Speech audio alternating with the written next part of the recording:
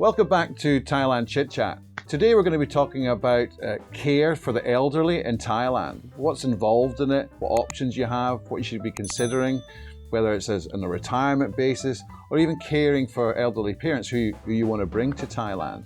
I've got Craig McAvenny, who's got some personal experience on that, and we'll just get started. If you get any comments at the end, please pass the comments. Please share, because I think this is going to be very useful to a lot of people. And any questions, just add that in the comments as well. Okay, so let's start. So Craig, you've gone through a situation yourself recently. Correct, yeah.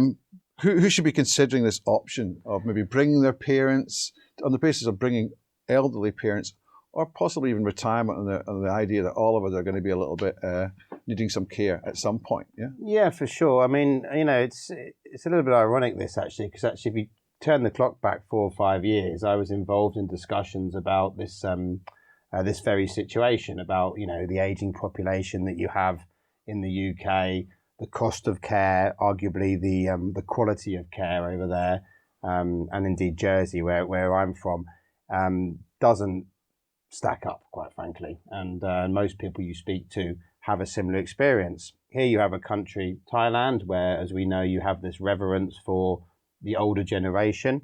You have a culture of care that exists. And also, I think you have a situation where, with Thais who are maybe living overseas, the culture always was that you come back and you look after your parents and your elderly relatives. We looked at all this a little while ago. At the time, I couldn't get involved directly because the level of work involved, it just meant there wasn't enough time and to put into it. And then, lo and behold, sort of 4 or 5 years later, I have a situation with my own dad who suffered from a stroke, ended up in the care system back in where I'm from, in Jersey, Channel Islands, where we were paying a lot of money. I mean, I'm talking like, £8,000-9,000 a month for, quite frankly, just being a head in the bed. So from there, we looked at all the different options that were available. I say all the different options. We looked at a number of different options that I could find through through Google searches and whatever in Pattaya, and eventually made what is a big decision to bring him over here, and he is now residing at a care facility in Pattaya. So when you say about in comparison, I mean, I have a situation as well with a parent of mine who is in a care home. Yeah, we think that the service is very good, but it's a cost attached to it. I think with what's happening in NHS back in the UK, I think the speed of response is probably not as fast as you'd want, and there'll always be moans and groans, no Sure. matter what. Yeah, and sometimes you can believe what your parents saying, sometimes you can't, because maybe they're not all together there, and they've got not a lot to think about. But I mean, if you're thinking to bring somebody across, should you be thinking of doing it sooner rather than later? Should it be somebody who's fit, or should it be somebody who's already infirm? At what point should you be considering that? Well, again, I suppose that all depends on the person and the personal relationship you have. I mean, let's just say you do have an elderly mother or father who is alone and is looking likely to end up, as I say, quite frankly, in a system which is quite unfair and very, very expensive. Then yes, perhaps looking at other options which are more kind of retirement village based, whilst they are active, would be the way to go, without sort of saying which is good and which isn't. I'm not aware. There's a couple of providers out there like Sunshine Residences and Some Play who you guys may have heard of, who provide this service. And I recall a couple of years back chatting to one of the founders of one of those businesses. And as he used to explain to me, he used to say, you've got go to go slow, and then you've got go slow to no go. Obviously, the go to go slow being these villages where you see these pictures of these smiling 60-year-olds playing tennis and that sort of thing, right up to, kind of end of life care where, you have a on-site doctor and medical and, people going around reading blood pressure on a daily basis and all this. So I think Thailand's certainly a country which wants to position itself in a place to be able to provide the whole spectrum, both, as you say, bringing somebody over when they're fit and healthy, with the potential to go on to a facility which is again, likely to be better than what they're going to get in their home country. Or as you say, you could be in a situation like myself where the situation was that where he was didn't look very promising, didn't have a great deal of family around or people visiting him and that sort of thing. Therefore, we made the move at the later point, at the, go slow, dare I say, to no go sort of thing. So, when some considerations when you're thinking of moving your father to Thailand, how did your father react to it? Your father's wishes? Yeah, I mean his capacity, over his state of health, he didn't have it on questions that were asked without trying to go down that route. That's a very complex area which I got involved with when it came down to decisions, and everything is time and specific and whatever. So he certainly wanted to have family around him. I think that was the key. He wanted to be with me, be with my wife. Got a couple of grandchildren here, which he didn't have over there. So therefore, that was, I think, a big factor as to why we thought it was in his best interests. And he was happy enough to come along, although there was a process over in Jersey, where I'm from, to get this done, primarily because no one had actually done it before. So therefore, it involved courts and it involved quite a lot of procedure. But in the end, we did it. And there's risks involved, obviously. How about other family members? How did they react to it? Yeah, I mean, in my personal circumstance, I only have one sister and she no longer resides in Jersey either, even though she lives a lot closer than I do. She's still, young family, and I think we all know the realities of it is that it's not.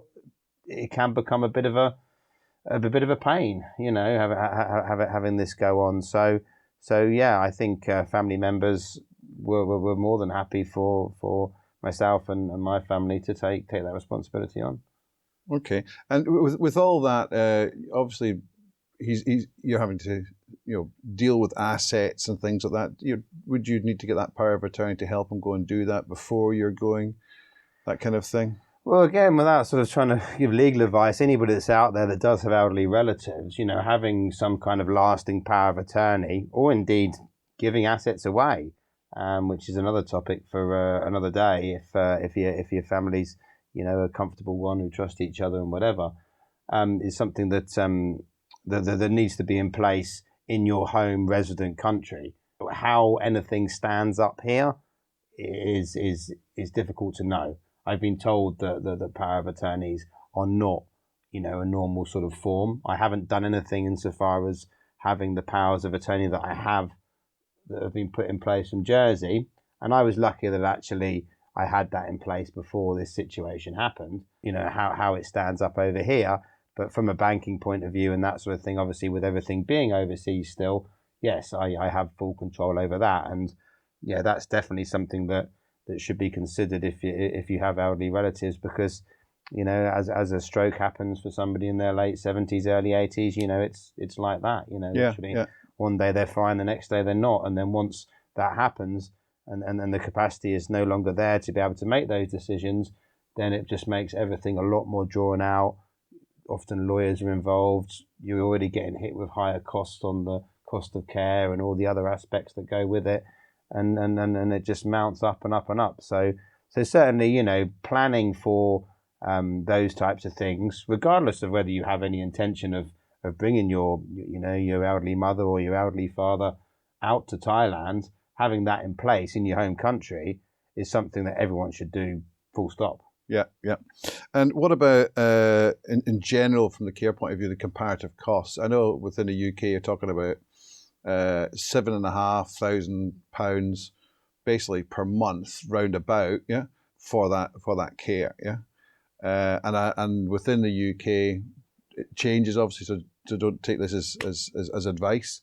If you go down to about £18,000, then if you're in that care home, then they will keep you in that care home. But any money in excess of that has to have gone, So you're basically covering all that inheritance that is there has gone, which is not your care; it's their money anyway. That's my attitude, So you're looking for the best for them. But as far as the costs, when you were looking at things in Thailand, obviously that was one influence, the primary influence being the care of your father. Mm-hmm. What was the difference? We looked at about 5 places, I think, in the Pattaya area. Starting at the very much the sort of bottom of the barrel places, which started at as little as sort of 20,000 baht, but for that you wouldn't get a private room. Up to places where they offer pool villas up to sort of 200,000 baht a month. So, like anything, you have a range, yeah. and of course, as we know in this world, and a general rule of thumb, you get what you pay for. Actually, that's probably not the case where I come from in Jersey, and that's simply down to the fact that the demand and supply. There's that much demand for these places in nursing homes, as they're called, for people that have the level 4 requirement that my dad had, that you actually put into a place as soon as one came up, and you were charged whatever the cost that was, as you said, if you have the money to pay it.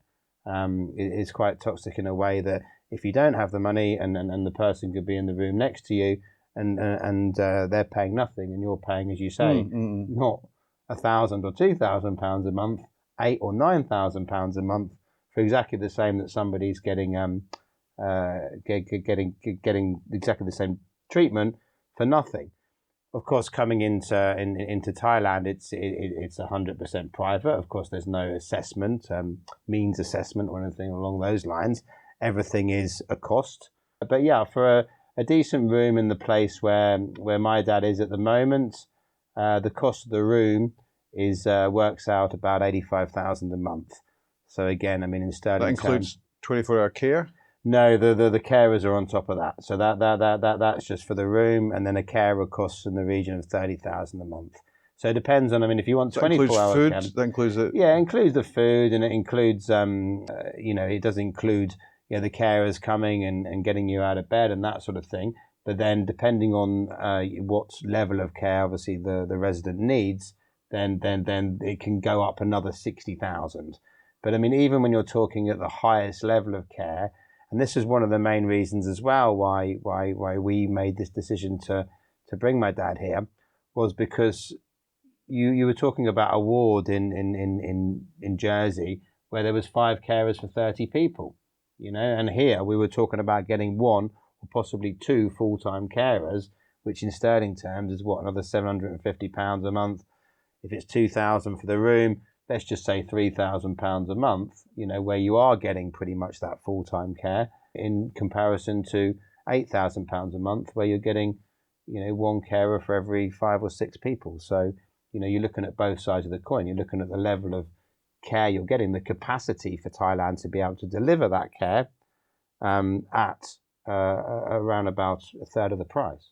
I think the other worry is, Fred, would be, if your parents have come from the UK, well, they're not going to speak Thai, yeah, and the frustration of not being able to communicate may be there, because the carers here are not paid an awful lot either. Maybe you've got Filipino, maybe you've got something like that. I was just going to say that. I think the level of English is okay.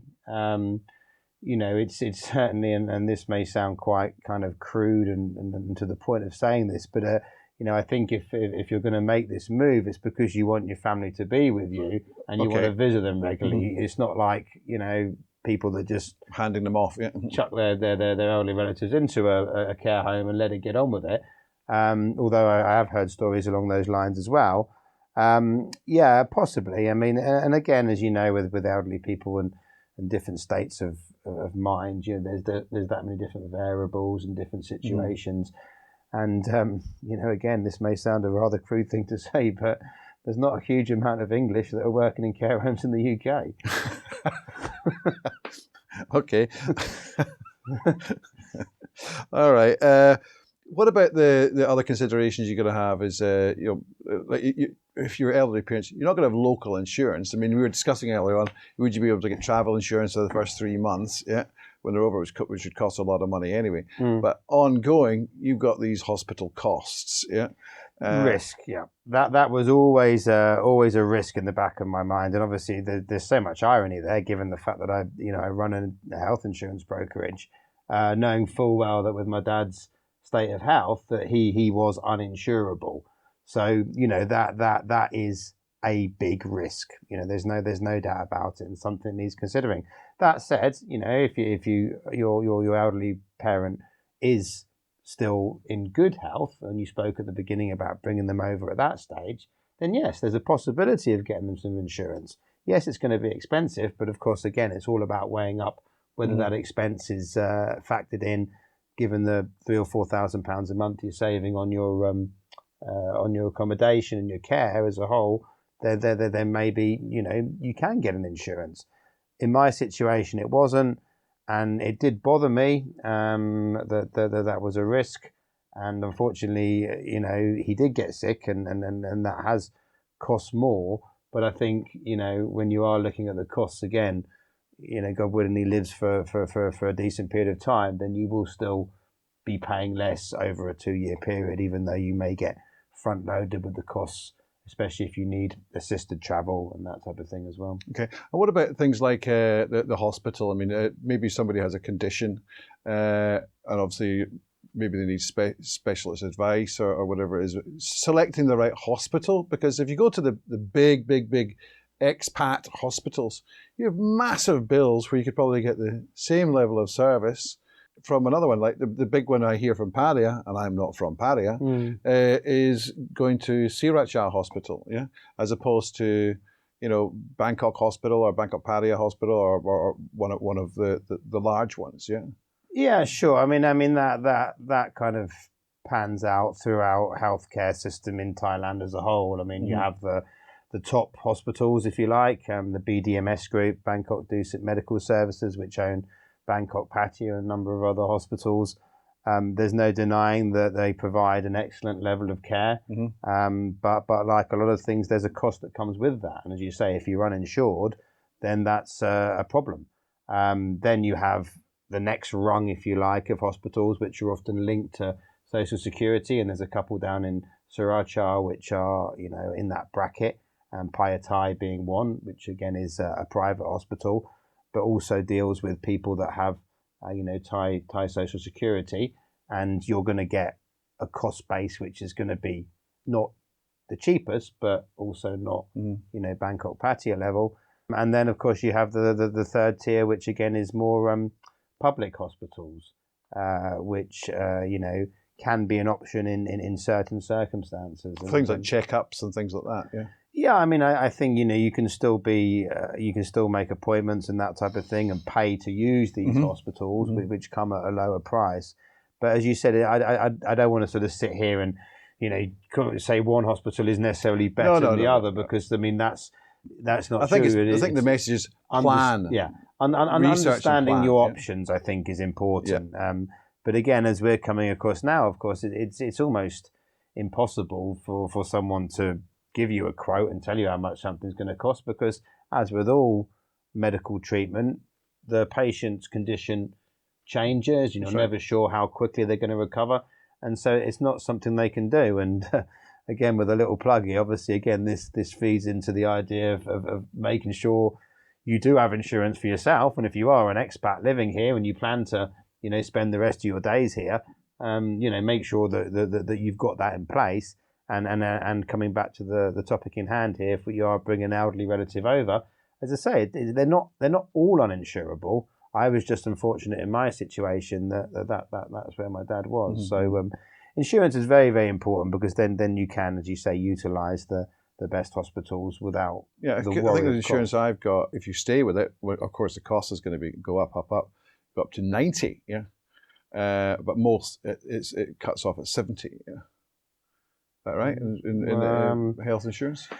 No, I mean, you should have. I mean, most of the providers we deal with, they may not allow new applicants over a certain age, and I think that's probably the cutoff with the company you're with for new applicants. But they will renew most of them until you die. Some of them are sort of 99, but I think if you get that far, you're probably past caring, I would imagine. But it's but yeah, no, I mean, decent insurers will not kick you off because either you reach a certain age or you make a certain claim.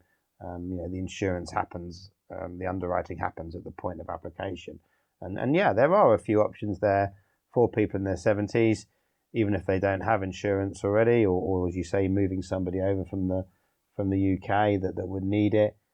Those options are more limited, and yes, the price may come as a bit of a shock to you, but it's better to have than not to have, you know. Yeah.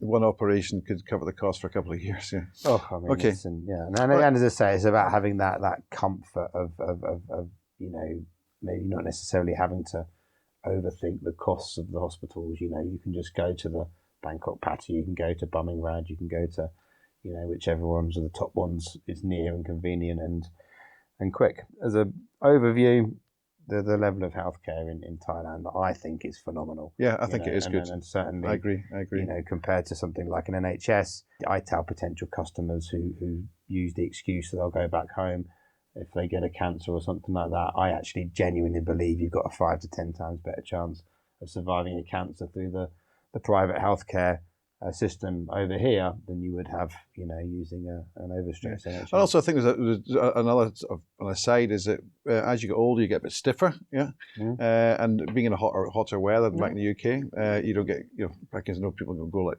a claw. Anyway, just a very quick sort of overview of, you know, some legal requirements, making the travel arrangements, and, you know, there must be a nightmare taking them from overseas to here. Yeah, is it really difficult? Every situation obviously differs. I mean, again, in my situation, you know, yes, it was difficult because he required assistance. You know, he needed a nurse to travel with him. So yeah, that became quite complicated, and I contacted a number of different providers of this, and a couple of them, red flags were coming up. There seemed to be a very sort of salesy process going on. So we ended up going with one that the States of Jersey had used on a few occasions, not wanting to take a chance. But of course, lo and behold, it turned out it was the most expensive option. But but yeah, I think again in that circumstance, every situation is different. What about social service? You have to speak to social services, get their permission, and all that had to happen on my side. You know, because it was from Jersey and no one had done it before. They just didn't know. I mean, social services could have given the go ahead for it to happen, but because it hadn't happened before, they wanted their, for want of a better way of putting it, I think their arse is covered by getting it put through, you know, through a court system, albeit an informal court rather than the, you know, where you have to stand up in the dock or anything. Right. But still dealing with some, you know, high-ranking, you know, lawmakers in Jersey. Yeah. Okay, and what about the Thai side? You have to get a retirement visa, any other approvals? Or is it easy just to bring him here as long as he's got his retirement? Yeah, I mean the homes, or the care facilities, you know, they have all that in place for you. I mean, it's not an issue, and you know, I think, as I said before, as a whole, the government of Thailand is very keen, you know, to become a leader and a provider in this type of nursing and elderly care. So he goes on a retirement visa.